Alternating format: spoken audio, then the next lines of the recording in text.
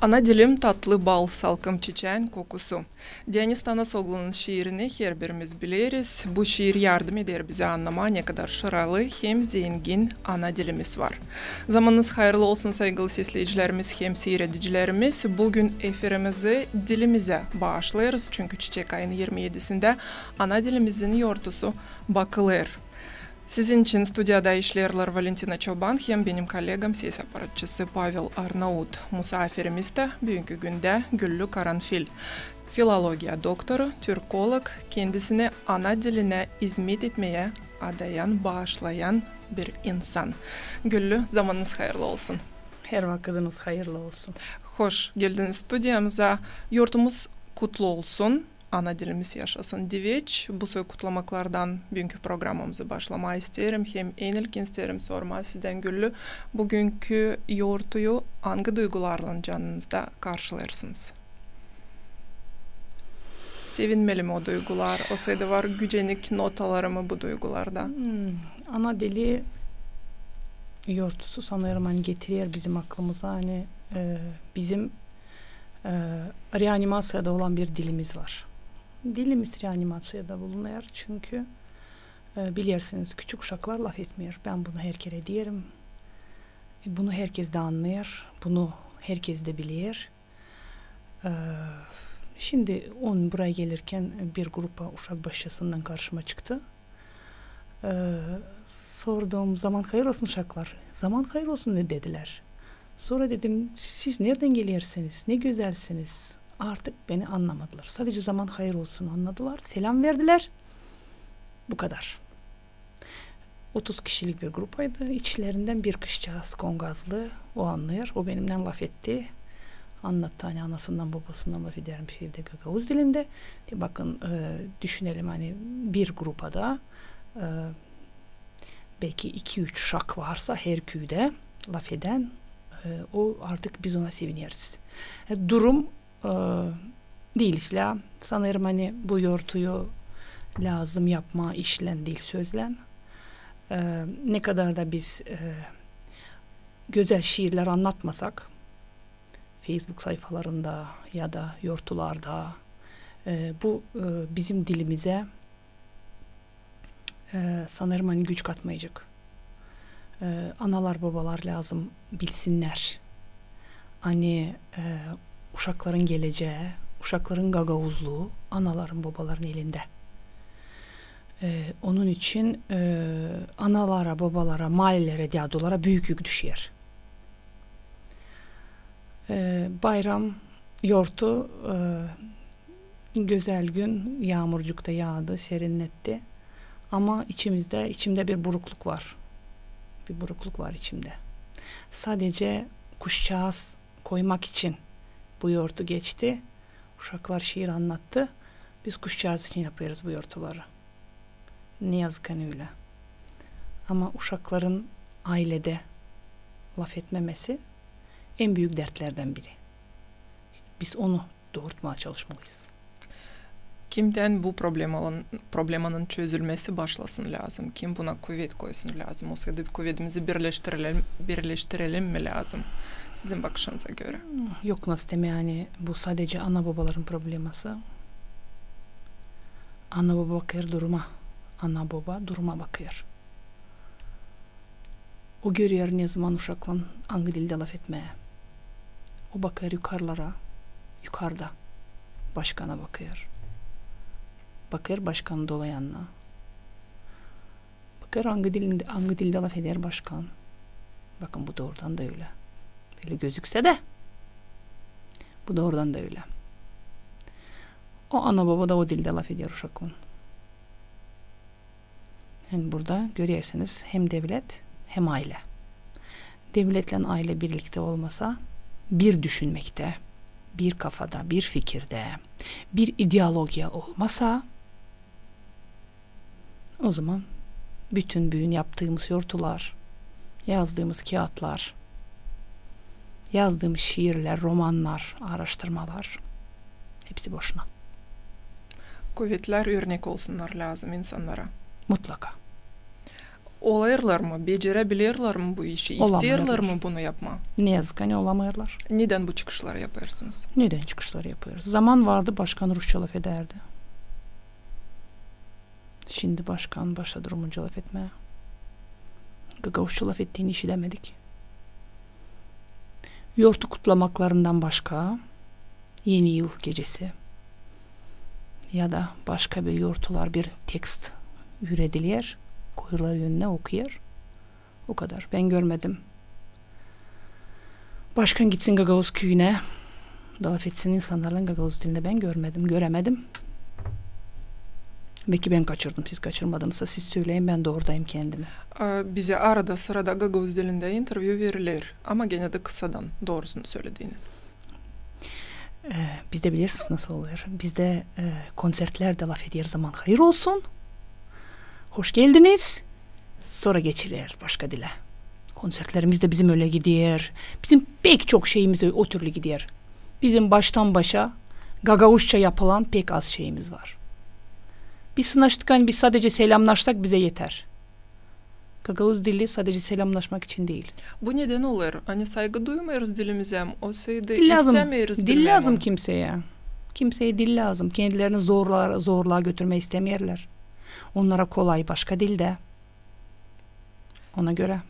Ana dilin nasıl bir ağır yük gibi var, nasıl olsun? Onlar alışmışlar öyle. Onların kafaları o türlü çalışır. Ona göre o türlü laf ederler. Pek sirek. Pek sirek. Gagavuzca laf eden insanlar görüyorum ben büyüklerden. Sirek. Sorarsınız mı neden laf etmiyorsunuz Gagavuz dilinde? Onların fikirlerini öğrenmeye istersiniz mi? Çalışırsınız? Çalışırım. Sorarım. Onlara öyle daha kolaymış. O kadar. Ben de sorduğum için pek de sevmezler. Niçin sorarsın? Böyle. Geride soruş veriyorlar o zaman. Başkanı söylediniz Güllü. Yani laf etmiyor, işitmiyorsunuz. İşitseniz de bu olur seyrek. Sadece yortularda bu danışmaklar cümleye. Deputatlar için ne söyleyeceksiniz? Deputatların da çoğu Rus kafalı. Onlar da Rusça laf etmeyi severler. Pek seyrek Gagavuz deputatı. İkisi çıktı. Gagavuzca laf edenlerin ikisi çıktı deputatlıktan. 2 karı vardı, 2 kadın vardı. Bilmiyorum kim kaldı orada Gagavuzca laf edenlerden. Sergey Zakhariya laf ediyor. Rektörümüz. Mikhail Nikolaevich Железоглou laf ediyor. Железоглou laf ediyor. Ivanchuk kimi sıra? Gagavuzca çadırın deputatı. Bu kadar. Bir kim de var ta aralarında ama ta... Onlara kolay laf etmeye başka dilde. Onlar seçerler kolayı. O zaman ne söyleyeceğiniz, kanunun için hangisini kabul ettiler deputatlar, tamam söylediniz. Yani çıktılar deputatların arasından 2 deputat, Jekova hem Karamid yanılmarsaydım. Onlar kurdular kanunu, kolegalarından birlikte kabul ettiler kanunu, hangisi lazımdı versin kolaylık Gagavuz diline ilerleme, daha üstün olma. Bu kanuna nice baktınız? Bilirim hani incelediniz, onu okudunuz. Var mı onun faydası bugünkü günde? Kanun kabul edildi. Kanun güzel bir kanun ama hep finans zorluklara gireriz. Anlaşamıyorlar. Deputatlar aralarında anlaşamıyorlar. Bütçet imzalanmıyor. Verilen paralar olmuyor ne kadar lazım. Bu da bu kanunun işlemesine engel yaratıyor. Ben öyle düşünüyorum. Kanun ıslah bir kanun ama zorluk çıkarıyorlar. Zorluk çıkarıyorlar. Diyelim Gagavuz dili üreticilerine daha doğrusu müzika, güde terbiyesi, fizikultura gibi urakları yapan üreticilere para yılın bitkisinde veriliyor. Oradan büyük bir vergi çıkılıyor. Anladığım kadar, işittiğim kadar. Hem de pek çok yazı isteniliyor. Onların onu yapmak için pek zor engeller oluyor. Onlar o işi yapsınlar diyene. bir uro Gagavuzça yapma değini çok mu büyük yazılar yazmak lazım? Yani üreticinin bütün yaşaması, bütün ömrü yazı yazmakla geçer. O taisla uşakları üretsin, laf etme. Laf etmeye üretsin. Bilmiyorum nasıl başka türlü ta var, nasıl yapma, öyle ki yılın bitkisinde diyelim 1. A klastan Komrat'ta diyelim yılın bitkisine laf eden 15 uşak çıksın. Rahat laf eden. Biz bunu lazım düşünelim. Nasıl yapalım da bu laf eden uşakları zeydel edelim. Bak o zaman o üretici bana kalsa değil 2 ödek ama bana nasıl 4-5 ödek de vermeye o üretici. Eğer o öyle bir şey becerirse yapma. Sayarsınız hani bu ödekler lazım olsun çıkışlara göre. Bence de çıkışlara göre. Çünkü ne kadar daha çok o gramatikayı uşağa edecek. üretmekle o uşak laf etmeyecek. Uşak lazım laf etmek dilini öğrensin. Laf etmek lam uşakla işleme o onu öğrensin. Gramatika 1., 2., 3. klasa kadar bana kalsa dil lazım. Yani metodikada da Gagavuz dilini verme metodikasında da pek zorluklarımız var, yanlışlıklarımız var. Yanlış bir yoldan gideriz ki bizim uşaklar şkolayı bitirirler de gene laf edemirler. Komrat uşakları için elbette diyelim. Programı daha kolay yapma dersiniz lazım. Mutlaka. Programa da lazım bakılsın. Hem de biraz sözlü dile lazım verelim. Sözlü dil konuşma, laf etme diline önem verelim lazım. Yeterli mi olacak sadece dersler Güllü? Sayarsınız? Olmayacak. Onun için diyelim burada devlet, ana, baba, şkola, uşak başısı. Bu 4 bir böyle bir tombarlak bir şey düşünün. 4 yerde yukarıda devlet, aile, uşak başısı, şkola. Bunlar 4'ünü bir yerde açan biz birlikte göreceğiz. Açan o 4'ünde de olacak bir ideolojiya. Açan o 4 elementte de olacak ana diline sevgi, saygı, haves. O zaman ben sanırım biz dilimizi var nasıl kurtaralım. Sevgi, saygı hem haves. Hangisi ilk orada lazım dursun? Başlama dini öğrenme ana dilimizi. Sevgi, saygı. Sevgi, saygı hem haves. Ben doğru sıralamışım. Bunlar üçü de mutlaka, bunlar üçü birbirine bağlı. Yok nasıl deme hani bu biri, bu ikinci, bu üçüncü. Bunlar üçü bir yerde yanınızda aile, uşak başlası hem de şkola. Öyle düşünün. Onlar birbirine bağlı. Onlar üçü bir yerde olmazsa, biri eksik olsa artık o olmayacak o. İstediğimiz sonuçlara gelemeyeceğiz. Yeniden geldik o fikre. Her biri lazım kuvvetini birleştirsin de o zaman belki değişecek durum. Hangisi bağlı Gagavuz dilini bilmesinden onda laf etmekle burada Gagavuz yerinde. Güllü söylediğiniz hani buluşmuşsunuz burada Komrat'ta uşak başısının terbiye edinlerinden hem tabir sıra getirdiniz örnek Komrat'taki okulları köylerden yoksa durum. Köylerde de durum değilsler. Orada da mı değilsler ama biraz başkalaşır mı Komrat'taki durumdan çadırdaki? Valkaniş'teki... Benim Komrat'ta gördüğüm kışyaz Kongazlı. O da olmaydı. O da olmasaydı orada beni hiç kimse anlamayacaktı. Ama hepsi Gagavuz. Ama gene de köylerde biraz başka bana kalsa. Benim bakışıma göre durum biraz daha iyi. Biraz daha üstün. O kadar olsun. Yani birazcık olursa birazcık başka olursa sevineceğiz de o birazcık pek birazcık. Pek az. Pek az. Dediğiniz gibi. Gene de tek başınıza belki de bir yardımcınız var Güllü ama bu durumu biraz yerinden switchtirmeye çalışırsınız. Değiştirme, daha iyi yapma, aksiyaları geçirirsiniz, dergileri çıkarırsınız. Bu işi yapma dini nereden kuvvet alırsınız? O açan insanın içinde var böyle bir şeyler yapmak. O kuvveti düşünmüyor nereden alıyor. O onu yapıyor. Varsa içinde. O sevgi, saygı, haves. Bunlar üçü bir yerde bir insanda varsa o var nasıl yapsın çok işler. Ama elbet ki yardımcıları olursa, elbet ki onun gibi düşünenler olursa, elbet ki onun gibi bir işi bir hayır gütmeden yapma kişiler olursa, Sizin dolayınızda böyle Türkiye insan gibi, çok mu var? Türkiye gibi yardım eden kurumlar, devletler olursa, o zaman var nasıl yapma? Angları istiyorlar, Türk dilleri yaşasın. Anglar çalışırlar da Gagavuz Türkçesi yaşasın. Başka Türkçelerle bir yerde Gagavuz Türkçesi de yaşasın. Onlar onun için çalışırlar. Sizin aksiyalarınız ayrılırlar kalan aksiyalardan. Üretim Bakanlığı imsta aksiyaları kimi sıra geçirir ama onların aksiyaları neyde biter? Uşaklar şiir anlatsınlar ya bir anlatmadan bir parçacıyı anlatsınlar ama bu videolarda uşaklar öğrenmişler, anlattılar. Sizin aksiyalarınız biraz başka türlü. Siz isterseniz görmeye diyalogu, siz isterseniz işitmeye Gagavuz dilini anaların, babaların hem uşakların arasında. Kolay mı katıldılar Gagavuzya'nın yaşayanları bu soy aksiyalara? Yaşadalım Gagavuz dilini aksiyasına. Bıldır bilirsiniz Lafet Gagavuzça 1 oldu. Bu yılda Lafet Gagavuzça 2 aksiyası oldu.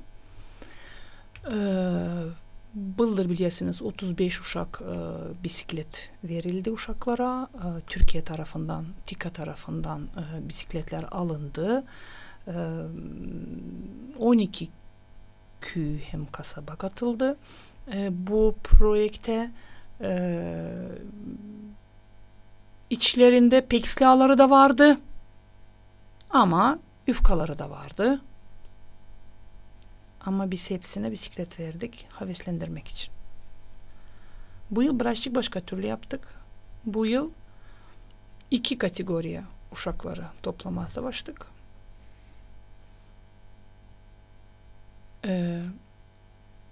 2 diyelim ya da 0 diyelim, 0-6 yaşına kadar, yani uşak başyası uşakları için, hem de 11 yaşına kadar şkola uşakları için diyelim 7-11 yaşları arasında uşaklar. Onlar da gene diyaloglar lazımdılar, yoldasınlar. 27 uşak katıldı Lafet Gagavuzça 2 aksiyasına.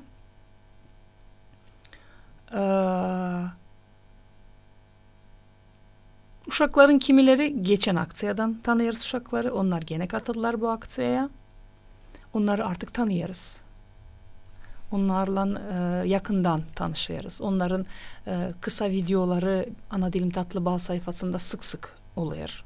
Onlar artık nazdeme bizim Gagavuzça Lafet'den uşacıklarımız. Onlar sanırım artık o sayfada olan hepsi tanıyor o uşakları. Ama yeni uşaklarımız da çıktı ortaya. Kıpçak'tan bir aile var. Botezat ailesi. Orada 5 uşak var. O 5 uşak hepsi laf eder Gagavuz dilinde. O aileyi şimdi bulduk. Başka ama kim uşaklar yufka. Ama biz hepsinin videolarını orada koyduk. Hepsinin videoları var. Şimdi onların içinden seçeceğiz. Bakalım hangi uşaklar ön plana çıkacak. Bağışlarımızı da sanırım hani May ayında gene uşakları toplayacağız da bisiklet kadar olmasa da her kere olmuyor büyük bağışlar. Her kere olmuyor büyük sponsorlar. Gene de kuvvetimizin yettiği kadar o uşakları sevindirmeye çalışacağız. Bu aksiya isterseniz ilerlesin öyle mi? Elbette Lafet Gagavuzça elbette. Çünkü bilirsiniz 0-10 yaş arası uşaklar Gagavuzça laf edemiyor. 0-10, 0-11 bu yaş arası uşaklar laf edemiyorlar. İşte o kategoriyi savaşıyoruz tutmaya elde. Heves uyandırma başkalarında da. Böyle. En aktif olan köyü söyleyeyim. En aktif avdarma oldu bu yıl. 12 uşak avdarmadan katıldı. Daha sonra çok maydan, Kongaz, Kongaz'dan gelmedi. Daha sonra Kıpçak, Ütülüköy gibi köyler katıldılar bu aksiyamıza. Ben bir iş görüyorum anne uşak başasında uşaklar Üredirler onları pekisle. Anten programması var. Anten programmasında kusurları var kağıtlarda. Ama gene de uşaklarla pekisle işlerler. Ama bu anten programması uşak başısında bitiyor. Şkolaya geçmiyor. O uşaklar Gagavuz dilinde anlayan artık uşaklar. Çünkü orada pekisle çalışır üreticiler. O uşaklar şkolaya gelince Rus ortamına giriyorlar. Rus dilli ortama giriyorlar. Orada o Gagavuz dili gidiyor. Böyle durumlar var.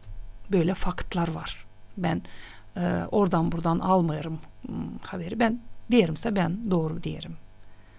Böyle durumlar var. Keşke şkolada da dediğimiz gibi muzika, el işleri uro, muzika uro, güde terbiyesi uro ya da daha başka uroklar pak bir Gagavuz dilinde yapılsa birinci klastan sanırım hani Gagavuz dilimizin yaşaması için bir iyilik olacak. O uşaklar uşakla biraz laf etmedin mi uşak onu der. Ona göre kopmasın lazım o ip. O ip lazım. Şkolada ilerlesin. Hem de daha kuvvetli. Ama dediğim gibi ana babalarla çok işlemeye lazım. Çok. Ana babalarla çok buluşmaya lazım. Çok işlemeye lazım. Onlar lazım anlasınlar bu durumu. Şimdi anlayırlar. Artık ana babalar başka türlü davranıyorlar dile karşı. Onlar derler bize 5-6 yıl geri derdiler laf etmeyin Gagavuzca laf edin Rusça uşak aksanla laf etmesin. Şimdi tersini derler. Ama şimdi artık nasıl derler tren gitmiş yola çıkmış onu durgutmaya da zor.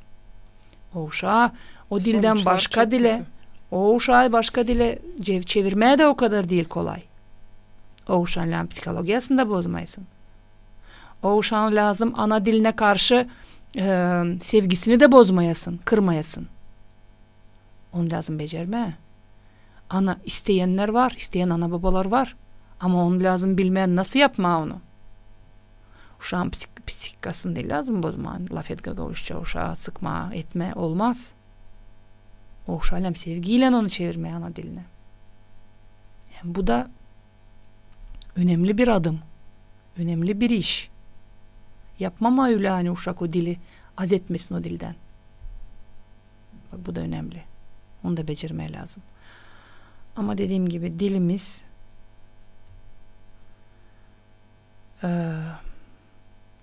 başkanımız Gagavuz dilinde laf etmese Gagavuzlarla elbette ben demeyelim. Demeyelim Ruslarla Gagavuzca laf etsin. Ya da Moldovanlarla Gagavuzca laf etsin.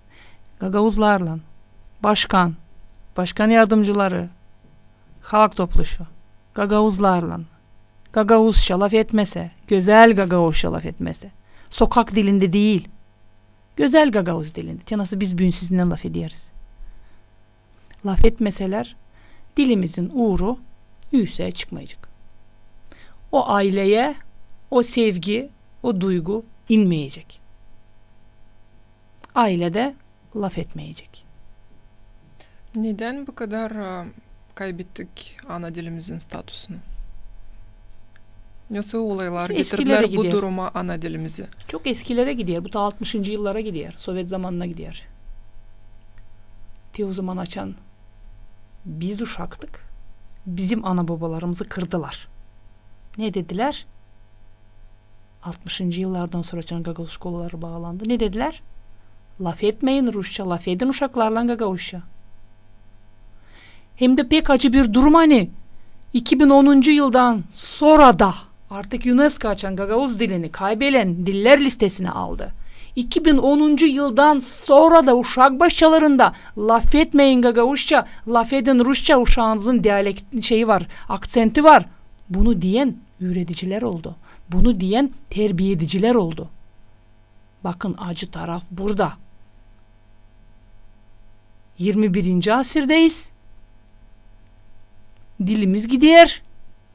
Ama o uşaklarla işleyen kurumlarda ana babaya takas alırlar. Yani laf etmeyin Gagavuzca uşak Sadece sizin uşağınız aksanla laf ediyor Rusça. Bak sen ama. Ama bu büyük bir yanlışlık. Uşaklar o kadar arif hani o iki dili, kâr istese de üç dili de birden var nasıl öğrensin. Ailesinde yeter ki anası laf etsin Gagavuzca, babası isterse Rusça, isterse Moldovanca ama o uşak iki dili de birden bilecek. Hem Rusçası yası olmayacak. Bilecek. Rusça yası olursa İker bizim ne olacak? her birimizde Rusçamız değil o kadar da kapak. Hep o kadar biraz yası. Biz değiliz Rus ki bizim olmasın dilimiz, Rusçamız yamuk. Biz değiliz Rus. Biz Gagavuzuz. Bizim kanımızda Rus kanı değil ki. Bizde ister istemez o. Bizim gırtlağımız şeye bakmıyor. Rus şeyine değil. Biz Türk halkı, Türk dilli bir insanlarız. Bizim boğaz yapımız da başka. Doğru. Gen uğrunda. Var bağlantımız. Telefon açtılar stüdyamıza. Zamanınız hayırlı olsun size deriz. Hayırlı olsun Komrat'tan. Adınızı söyleyiniz hem soruşunuz. Sesleriz sizi. Seslerim sizi televizorda seyrederim de sizin laflarınız prema damlar.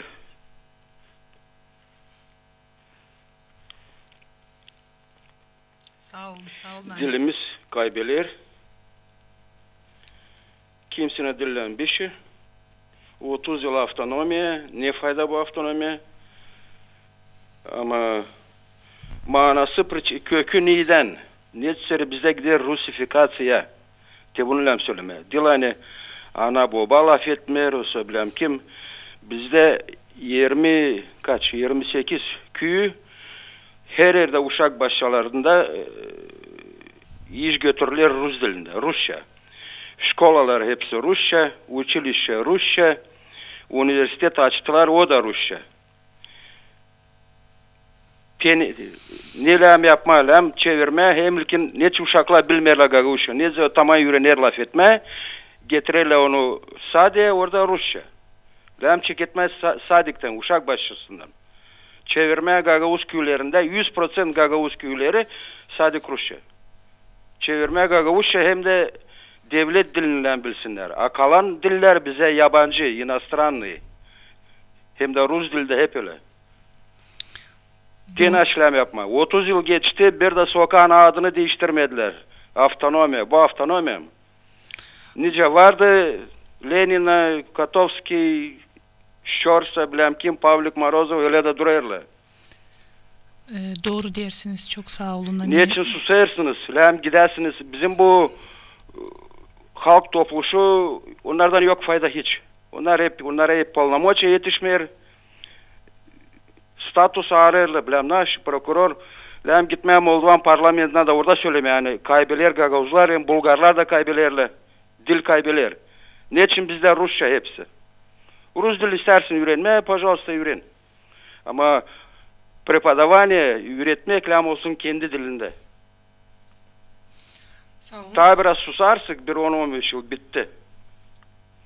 Laf ederle Gagavuzca 55-60 yaşında insan. Kalanı 50'den kimse laf etmiyor. Rusifikasya, korkarla söyleme. Sağ olun Andrei, açıkladığınız kendi bakışınızı. Sesleyicimiz söyledi hani ta 10-15 yıl da durum olacak hepten prost. Bununla sanırım hani %100 kayılsınız Güllü. Doğru. Ben sevindim hani bizim gibi düşünen insanlar var Gagavuzya'da çok şükür. Pek doğru söylediniz.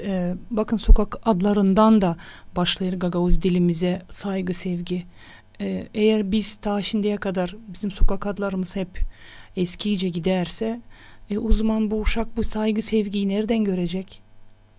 Nereden görecek hani biz büyük insanlar saygı duyar sana dilimize? Bu uşak onu görmeyecek. Bizim hiçbir yerde Gagavuzca yazılarımız da yok. Birkaç yazı var. Onlar da pek çoğunda yanlışlık da var. Ona göre pek doğru dersiniz. Uşak başçası, ben gene tekrarlayayım, uşak başçası çalışıyor. Birçok uşak başçalarında Gagavuz dilinde uroklar pek zedelendi. Pek de ıslah çalışıyorlar ama dediğim gibi şkolaya geçince bu bağ, bu ip kopuyor. Bunu lazım koruyalım. Hem de dediğimiz gibi bu 4 element dedik. Başkanlık ya da yöndercilik diyelim oraya. öndercilik, aile, uşak başyası hem de şkola. Bak bunlar dördü birlikte çalışmasa bizim dilimizin var olması zorlanacak. Zor çekeceğiz. Zor çekeceğiz. Hem de dediğimiz gibi 50-60 yaşında insanlar laf eder. Bu 50-60 yaşında laf eden insanlar bugün Bulgarya'da hem de Grecya'da. Bizde köylerde diyelim hadi köylerde 15 yaşından büyük uşaklar Gagavuzca laf ederler. Ama şimdi köylerde de inanın 12 yaşına kadar uşaklar kimi köylerde yani yok Nazdementi filan köylerin çoğunda artık laf edemiyorlar. Bu uşaklar dedik 0-10 yaş arası dedik uşaklara. O uşaklar büyüyecek. O uşaklar büyüyecek olacaklar 12, 13, 15, 18 da Gagavuzca laf etmeyen bir kuşak yetişecek. O uşakların uşakları olacak da onlar artık hiç Gagavuzca olacak. işitmeyeceklerdi. Değil sadece bilsinler ya da istesinler onu öğrenme. Doğru ama Andrei artık değil efirde sanırım ama sesler bizi. Bizi sesler. Acaba onun vnukaları var mı? Hem de onlar laf eder mi Gagavuz dilinde? Bunu isterdim sorma. Eğer vnukalarınız laf ederse eğer siz böyle Guguşçuk jurnalı onlar için almayı isterseydiniz Komratlılar var nasıl Komrat'ta Atatürk Bibliotekası'na var nasıl gelsinler da bu türlü jurnalları alsınlar kendi vnukaları için ya da uşakları için bilmiyorum Andrei kaç yaşında ama sağ olsun ki böyle düşüncesi var Andrei'in sanıyorum hani biz değiliz az hem de birlik olup bu işleri ilerletmeye lazım. Var tabi bir bağlantımız stüdyamıza Güllü giyiniz kulaklıklarınızı. Zamanınız hayırlı olsun. Sesleriz sizi. Алло. Эфирдайсınız. Zamanınız hayırlı olsun. Здравствуйте. Вот я слушаю передачу и не могу понять, чем мешает русский язык. Мне 68 лет. И всю жизнь учили и русский, и немецкий, и английский. И никто ничего не был против. Сейчас везде гагаузия. Куда этот ребенок пойдет и будет поступать на гагаузском языке и будет работать на гагаузском языке? Вы об этом подумали? Гагаузский. Везде пускай будут одинаковые языки. Как разговаривать, пускай так и говорят. Мне, например, не нравится вот это вот. Школы на гагаузский переведем. И куда этот ребенок пойдет поступать в первую очередь? Где он будет работать на гагаузском языке? Еле-еле на молдавском переводы делают. А на гагаузском как? Подумайте немножко, чем это. Я говорю, что я с малых лет знаю и гагаузский, и русский, и все. И ничего. Разговариваем и дома, и везде. Каком хочу, на таком и разговариваю. Вот за это и война началась, потому что языки ищете кругом. А люди страдают бедные и старые, которые без копейки живут. Извините, я не могу. Мне просто плохо становится от этих разговоров ваших. До свидания. Gücendim. Söyleyiniz Güllü, hangi kapıları Gagavuz dili açabilir? Sesleyicimiz söyler hani Gagavuz dili nerede lazım olacağımış bir yerde. Bakın Gagavuz dili bizim ana dilimiz. Biz ilkin bunu lazım bilelim. Bakın. Kalan dillere bu biz dilde köstek koymayırız. Hiçbir zaman hiçbir dile köstek koymayırız. Hiç kimseyi de bütün şkolaları Gagavuz diline çevirme planı yok. Bunu isterim bize söylemeye. Rahat olun. Hiç kimse Gagavuz dilinde şkola yapmıyor. Bunu bilin. Sadece Gagavuzca birkaç urok, fizkultura gibi, trud gibi, resim gibi urokları Gagavuz dilinde yapsak, uşak kendi ana dilini taisleyebilecek. Sizin işinizi şkola savaşır yapma. Ben biliyorum sizin vnukalarınız da 100% laf etmiyor. Küsmeyin bana, ben bunu duydum. Diyelim uşak bitirdi. Bitirdi Moldovan dilinde diyelim. Ama ister gitmeye Rusya'da öğrenme ya da ister gitmeye Germanya'da öğrenme. Bilirsiniz mi ne yapıyorlar bütün dünya? Afrikalı gelir Türkiye'ye, Afrikalı gelir Türkiye'ye. Bir yıl Türk dili öğreniyor, sonra bütün uroklarını Türkçe ilerlediyor.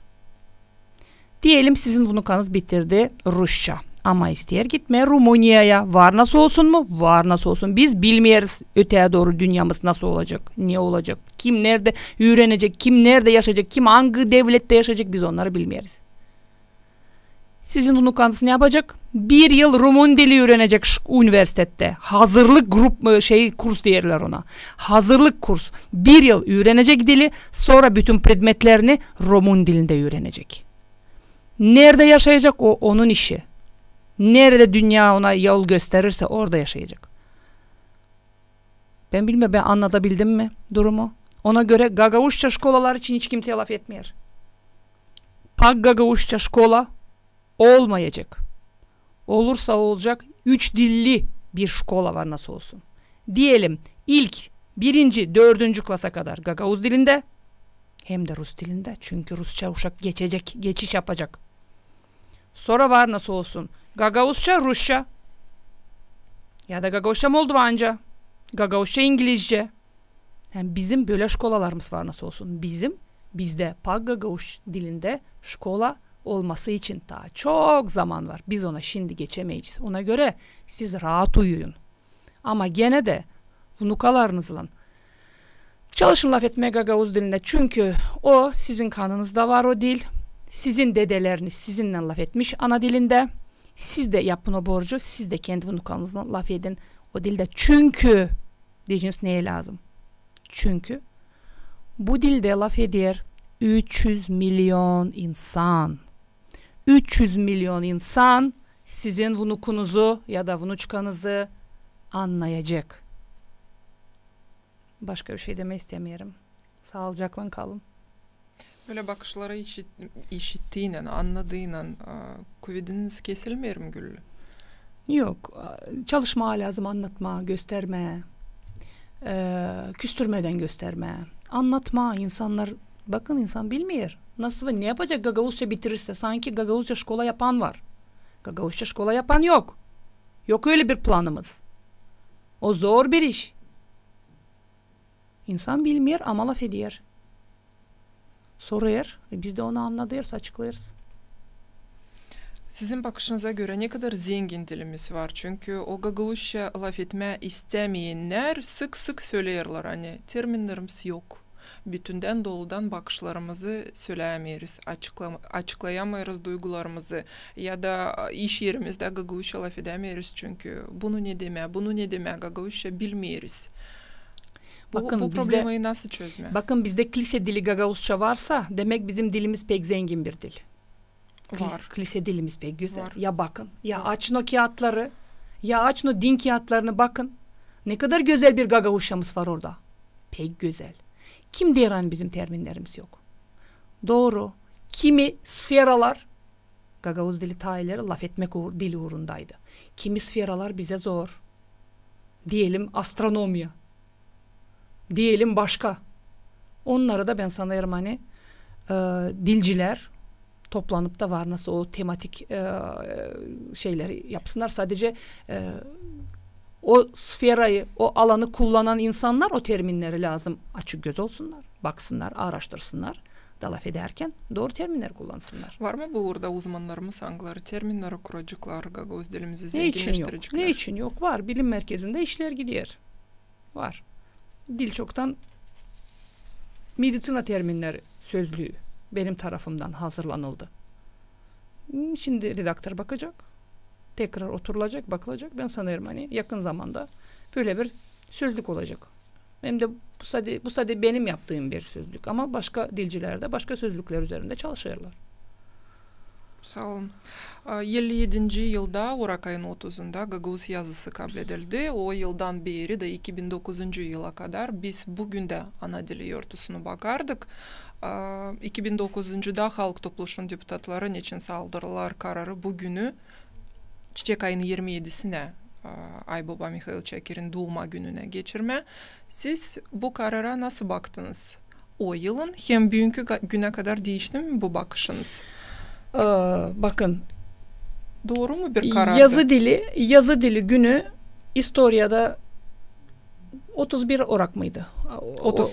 30 Orak 1957. yılda bize yazı dili verildi. Doğru mu? Doğru. Kiril bukvaların temelinde yazı dili verildi. Bu bir historia. Biz bu historiayı yok nasıl çizelim, atalım. O gün bizim dilimize yazı verildi. O bizim yazı dili günümüz. Yazının verilmesi günü o. Ama dilimiz vardı çok daha ileriden. Dilimiz hep vardı. Ta bilirsiniz mi kaçıncı? Asırlerden. 6. asırda ben sanırım o insancık da beni sesler. 6. asırda artık Gagavuzların dedeleri Orhon taşlarını yazmış. Damgaları yazmış. Bakın onu ben demiyorum. Bunu araştırmacı Moşkov der. Diğer Orhon yazılarını yazan kişiler hem Gagavuzların dedeleri hep o halktır der. Ona göre ana dilimizi uşaklara öğretelim. Bizim dilimiz en eski dillerden biri. 300 milyon kişi ben sanırım hani başka dillerde laf eden az. Bizim dilde. Bize yakın dilde 300 milyon. Ben şimdi açıklama isterim. Diyecek ki 300 milyon Gagavuz mu var? 300 milyon Gagavuzu yok.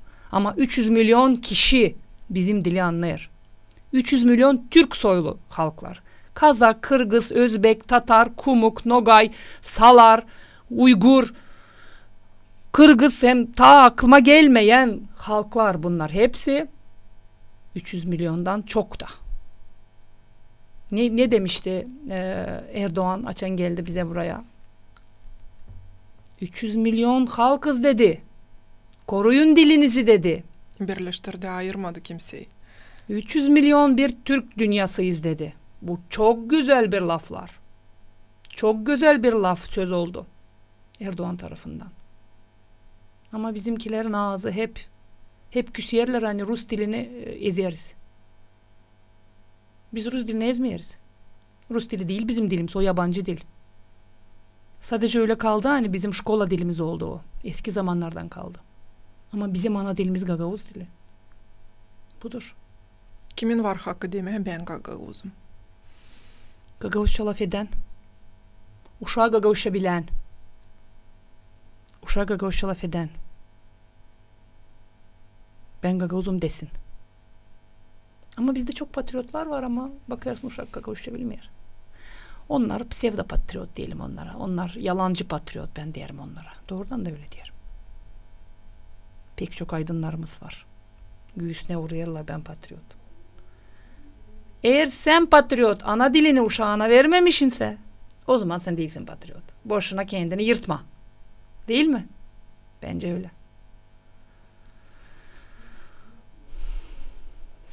Güzel fikirler. Soruşumu açıklamadınız cevabınızı. Hani datayı değiştirdiler 30. Orak'tan Çiçek ayın 27'sine Aybaba Mikhail Çeker'in doğuma gününe. Bu bir yanlışlık değildi. Değil yanlışlık. Değil yanlışlık. Sadece ana dili günü bu dataya çevrildi. Ne için? Çünkü şkolalar yaz kanikullarında da o zaman. Bakın ana dilimizi yaşatmaya değini ana dile başka insanların da dikkatini diyeceğim çekmeye değini o yortuyu ortaya koymaya değini o günü normal şkola günlerine aldılar koydular. Ondaki neyi seçtiler? Mikhail Çakır'ın doğuma gününü seçtiler. Bence pek uygun. Çünkü ilk sözü Mikhail Çakır dinimize yardım etmek için Gagavuzlar slujbaya giderken ne söylediğini, ne işittiğini anlasınlar diyeni ilk lafı yazan Mikhail Çakır oldu. Ona göre onun doğuma gününe bugünü bağlamak güzel. Adı da pek güzel. Ana dili günü. Kimileri diyorlar ana dili hem yazı günü. Yazı günü kaldı Orak ayın 30'unda. Ana dili bugünü. Onları daha karıştırmayalım. Eğer o protokolda bir yanlışlık varsa, onlar ikisi birlikteyse o zaman o yanlışlığı doğurtmaya lazım. Çünkü biz historiyamızı yok nasıl değiştirelim. Bize yazı verildi Orak ayın 30'unda 1957. yılda. O günü kutlanacak. Ama ana dili günü bu dataya alındı. Sanırım hani uğurlu, faydalı. Aybaba Mikhail Çekir halizden çok iş yaptı Gagavuzlar için, Gagavuz halkı için, hem dilimiz için. Ondan sonra da çok insanlar Angıları Gagavuz dilinin ilerlemesi için kendilerini bağışladılar, kendi yaşamalarını koydular. Tanasoglu, kardeşler Baboglular, daha çok sıralama varınca bitkisiz bu sırayı onlara hatır gütmediğini, onların karşısında saygıyı göstermediğini, ne lazım yapalım ta bugünkü günde. Ailede laf edelim uşaklarla Gagavuz dilinde. İnanın bana, başka bir şey değil, lazım yapma. Sadece uşaklarla, nasıl bizimle diadular laf ettiler, maliler laf ettiler. Laf etmeye onlarla Gagavuz dilinde. Çebotar, Kurogla, yardım edin bana sıralama. Halizden güzel yaratmaları var. O yaratmalar da Marinogla, Menaköse, Zanit. Onların kiyatları, yaratmaları sergenlerde boşa durmasınlar. Elbette. İsteyelim. Onları okuyalım. Elbette. Ama dediğim gibi büyün ne yaparızsa, ne yazarızsa, eğer biz uşakları büyünü üretmesek, onlar bütün işleri boşuna.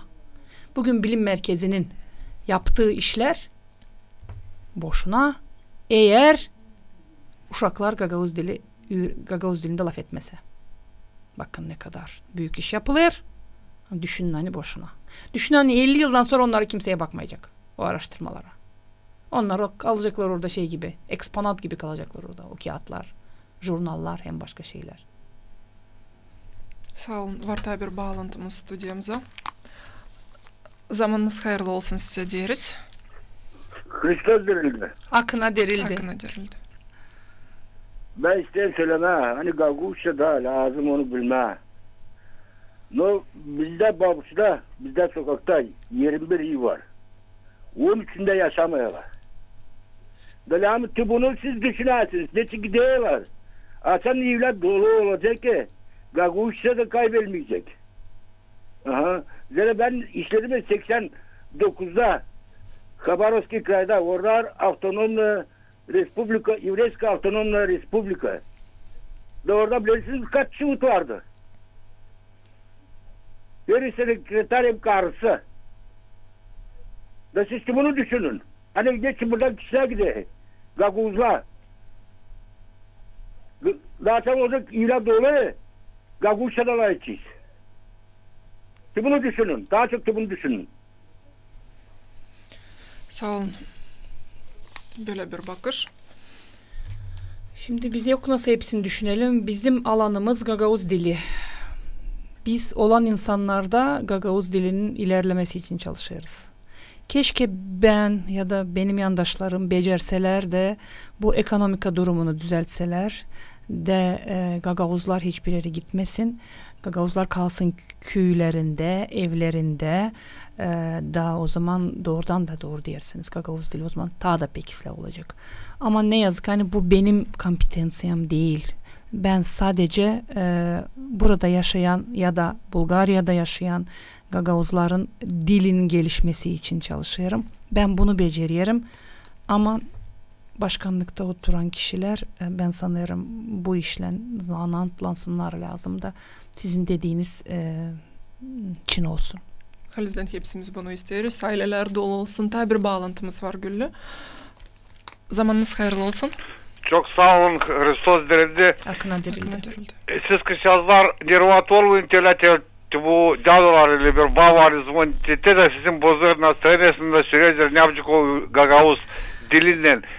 Sen onlar sen tersi dönmüş. Ben de dilim geç. Ben de 65 yaşındayım şimdi ama ben öğrendim skolada da Gagavuzca'da öğrendim bir ta 4. школа vardı Komrat'ta. Dmitri Mihailovich учитель öşten Allah toprağı elin olsun da sonra da 15 yıl gezdim bütün dünyayı.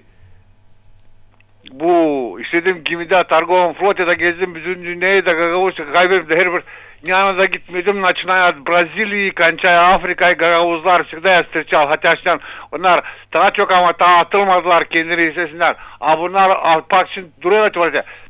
O halde daha hızlı monit etti 125'liğe başkanlık kabul etti mi? Olmaydı Gagavuz kabul edecekti mi? Şurada ama tövbe просто yok ne yapsınlar düşünmüyorlar. Adamcılar direkt kim o вообще? Da hiç ne kadar ben kendim de evde ne potrarda uşakları da hep bir Gagavuzça. Bravo. Çok sağ olun. Gagavuzça da hiç bakmayın bir şeycik. Çok sağ olun. Hepsi olduk kişiler çok sağ olun da bakın işinize hepsi. Böyle no var o sözde bizde bir poslovicin Rusça söylemeye bir koyun bozar bütün stadayı böyle. Sürüyor. Böyle da sürüyor.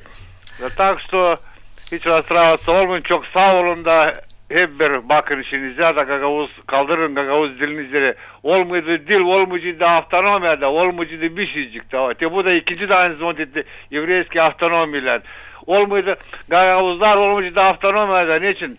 Bütün var Bulgarlar niçin yapamazlar avtonomi? Niçin yapamazlar? Var Bulgarya'da şöyle dil bitti bittik biz de. Çok sağ olun. Sağ olun siz de. Çok güzel laflar için çok sağ olun. Doğrudan da doğru düşünüyorsunuz, doğru diyersiniz. Dil olmasaydı o zaman dil yoksa o zaman Gagavuzlara avtonomi ne için verildi? Bunu varınız bize sabah Moldovan kardeşlerimiz sorsunlar. Dili kaybettiniz. Avtonomiyi ne yapacaksınız? Bunu da düşünelim lazım. Birazcık emosyonel laf ettim. Prost edin beni. Çünkü zor anlatma, zor insanlara hepsine yetiştirme bu bilgileri. Ona göre birazcık emosyonel laf ettim. Sanırım hani sizin vnukanız var. Buyurun gelin Atatürk Bibliotekası'na küçük vnukalarınız varsa 10 yaşına kadar gelin onlar için jurnal alın. Uşacıklar Guguşçuk jurnalını okusunlar. Çok sağ olun. Hem de halizden Gagavuz dili korunsun, deneyim yaşasın, dini diveç. Bu avtonomiyamızı kurdular bizim için aksakallar. Bu varlığımızı koruyalım lazım. Tabi bir bağlantımız var. Zamanınız hayırlı olsun. Добрый день. Здравствуйте. Конечно, беспокоит вас.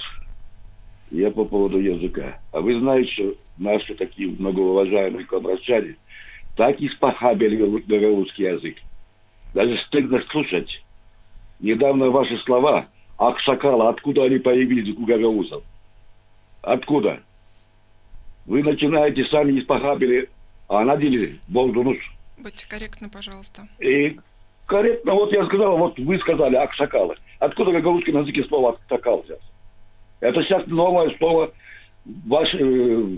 наши умные гагаузы. Aksakal Rus dilinden geçti ama aksakal Belaya Barada Türk dillerinden olan bir laf. Rus dilinden geçti. Aksakal Rusça.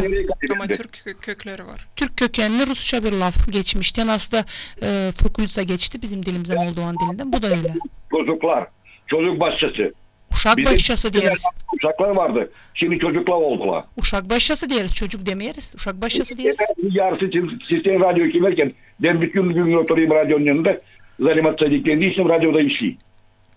Просто стыдно слушать гагаузский языk. Siz o zaman siz kendi dilinizde sizin tenası diyadonuz size öğretti. Siz öyle laf edin uşağınızla. Laf etmeyin nasıl radyo laf eder ya da nasıl ben laf ederim. Если anası Moldovanka, babası Gagavuz. Ne dediler yazına petçin olacak? Moldoğanca. Moldoğanca? Da. Ha, bizde kalıyor, ortada Rus dili kalıyor. Hani 70 yıldan zeyle biz onu öğreniyiz, laf ediyiz. Biz onu yok iyice kaybedelim bir günde. Bir günde de ana dili öğrenme. Prosta ana dili bozdunuz.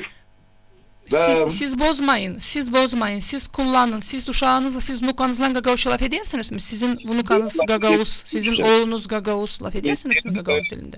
Kızım var çocuğum. Şkolayı bitirmeyince laf etmerdiniz Gagavuzca. Şimdi laf ediyorlar tutturamayız. Gagavuzca laf ederler. Laf ediyorlar Gagavuzca. Bravo. Sağ olun.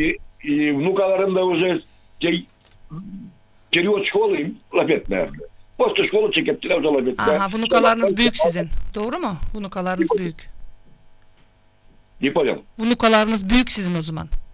5, 12, 19. Aha.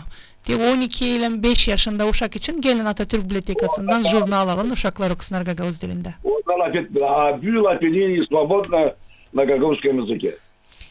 Sağ olun laf ediyorlar. Çok sağ olun. Конца концов тебе вопрос karı verdi. Nereye gidecek o uşak bitirsen Gagavuzski şkola? Dünyanın her yerine. Gagavuzca bitirmeyecek şkolayı. Yok bizde Gagavuzca şkola. Ama Gagavuzca bilen uşak nereye de gitse o kendisi rahat söyleyecek hani ben Gagavuzum.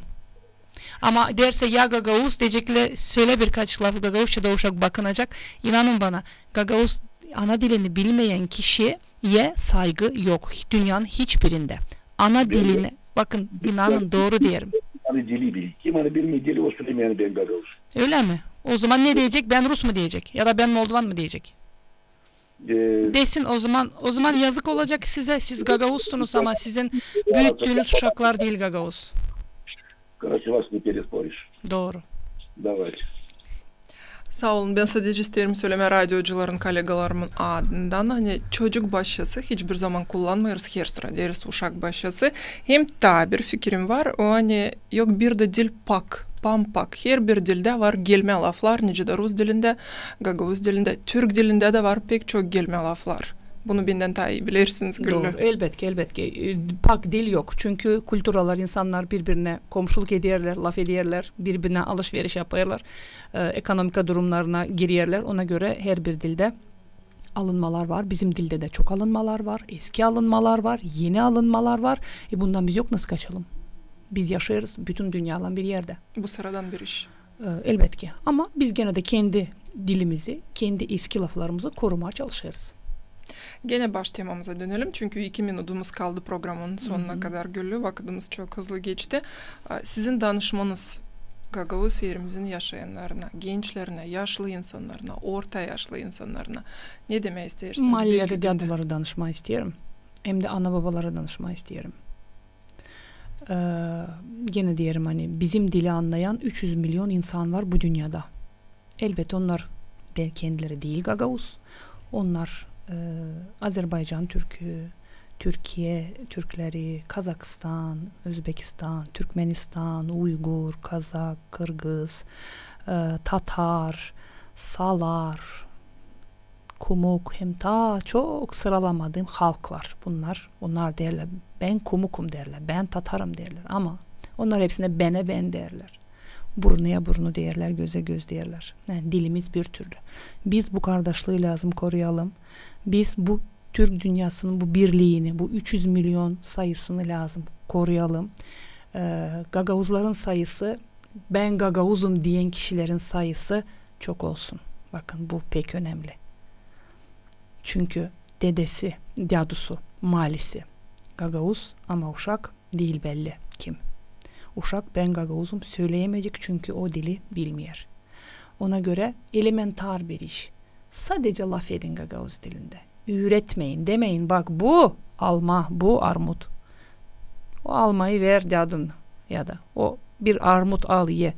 Uşak öyle dili öğrense, sevgiyle dili öğrense o zaman güzel olacak. Ona göre kendi Gagavuzluğumuzu koruyalım, dilimizi koruyalım. Sevinelim. Hodullanalım. Hani biz Gagavuzuz. Hani biz 300 milyonluk büyük bir ailenin insanıyız. Çünkü dediğimiz gibi Gagavuzya'yı biz ana dilimiz korusun, ana kültürümüz yaşasın diye kurduk. Onu unutmayalım hiçbir zaman.